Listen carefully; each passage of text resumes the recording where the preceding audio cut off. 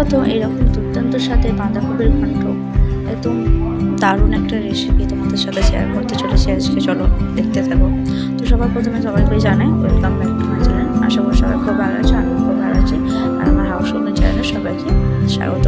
তো চলো প্রথমে আজকে দেখতেই পাচ্ছ বাঁধাকপির রেসিপি বানাও। তো বাঁধাকপিটা নিয়ে নিয়েছি, এদিকে কড়াইয়ে গরম করে তেল আর শুকনো লঙ্কা, তেজপাতা আর কিছুটা গোটা জিরে ফোড়ন দিচ্ছি।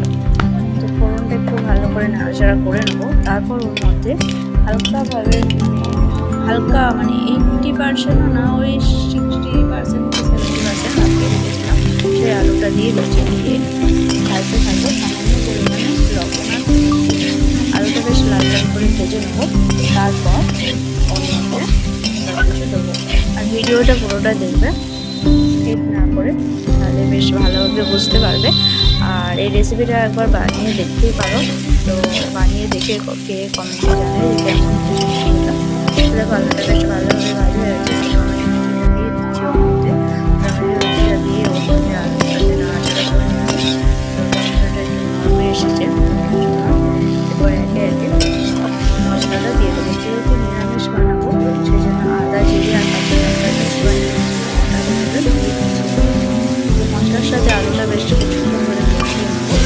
যখন বেশ ভালোভাবে কষানো হচ্ছে তখন কষাতে থাকবো, কারণ মশলার একটা কাঁচা গন্ধ চলে যায় বেশি ভালোভাবে না কষানো হলে।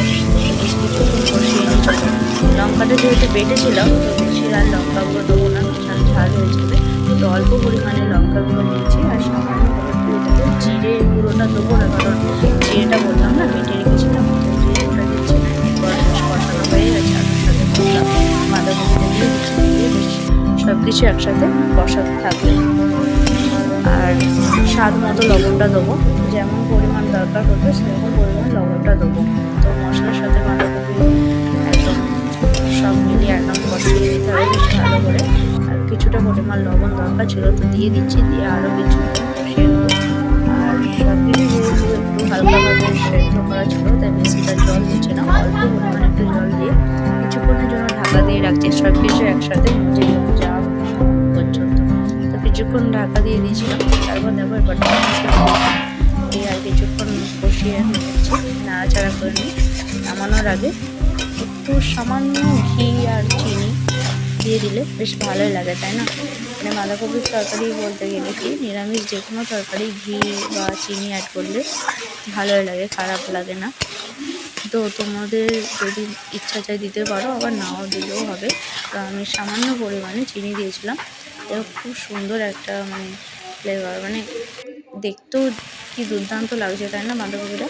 আর খেতেও কিন্তু দুর্দান্ত হয়েছিল। তোমরা একবার বানিয়ে খেয়ে দেখতেই পারো। আবারও বলছি, ভিডিওটি ভালো লাগলে ভিডিওটিতে লাইক কমেন্ট জানাবে কেমন হয়েছে। আর বন্ধু বান্ধব আত্মীয় স্বজনদের সাথে শেয়ার করবে রেসিপিটা, তারাও খেয়ে কমেন্টে জানিয়ে বলবে যে কেমন হয়েছে রেসিপিটা। আর যারা আমার চ্যানেলে নতুন রয়েছে তারা আমার চ্যানেলটি সাবস্ক্রাইব করে পাশে থাকা বেল আইকনটি ক্লিক করে দেবে, যাতে সবার প্রথমে আমার ভিডিও তোমাদের কাছে পৌঁছে যায়।